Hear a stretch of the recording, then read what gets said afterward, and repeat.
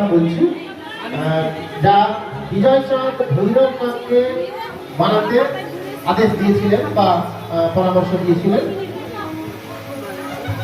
ভৈরবনাথ সৃষ্ট এক পৌরাণিক চরিত্রের নামের সঙ্গে সংযুক্ত ওই মিষ্টিটির নাম কি?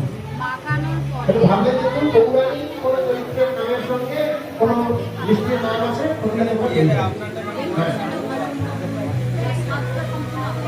প্রথম থেকে আর চালানো হবে না।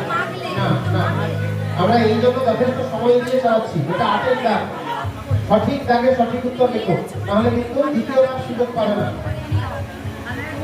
আমরা চলে যাচ্ছি 9-এর দাগে। 8-এর দাগে একটা মিষ্টির নাম অন্তত লিখে ভালো, টাকা রাখবে না।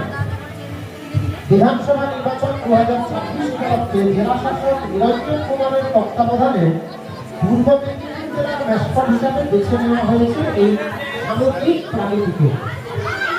এখন তোমাদের নির্দিষ্টভাবে লিখে নিতে হবে। এখন ভোটের হাওয়া গরম রয়েছে, কিন্তু এই প্রাণীটির নাম কি? একে ম্যাসকট হিসাবে আমাদের পূর্ব মেদিনীপুর জেলায় বেছে নেওয়া হয়েছে বিশেষ কারণে, সচেতনতা বাড়ানোর জন্য। তো আমার কথাগুলোর মধ্যেই কিন্তু ক্লু সব রয়েছে।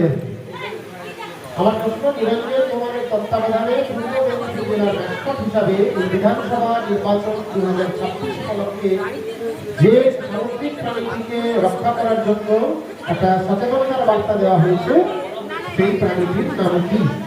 সেই প্রাণীটির নাম কি? সামুদ্রিক প্রাণী আবার ক্লু দেওয়া হয়েছে। চলে যাচ্ছি আমরা স্টার্ট প্রশ্ন ছাড়িয়ে 9-এর দাগ শেষ করলাম। কিন্তু সামুদ্রিক প্রাণীর একটি নাম পূর্ব মেদিনীপুর বললেই কোন জায়গা বোঝাতে পারে? ক্লু কি লাগছে? ছোটরা সংখ্যায় রয়েছে, স্লাইডেই ক্লু রয়েছে।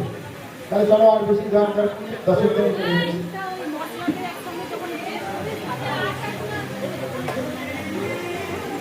সিপাহী বিদ্রোহ শুরু হওয়ার পেছনে ছিল এক ধরনের কার্তুজ বা গুলি।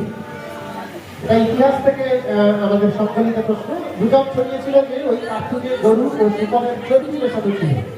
1856 সালে পুরনো আমলের বন্দুক সরিয়ে একটি আধুনিক বন্দুক চালু করা হয়, যাতে ওই কার্তুজ দাঁত দিয়ে কেটে ব্যবহার করতে হতো। কি নাম ছিল ওই আধুনিক বন্দুকের?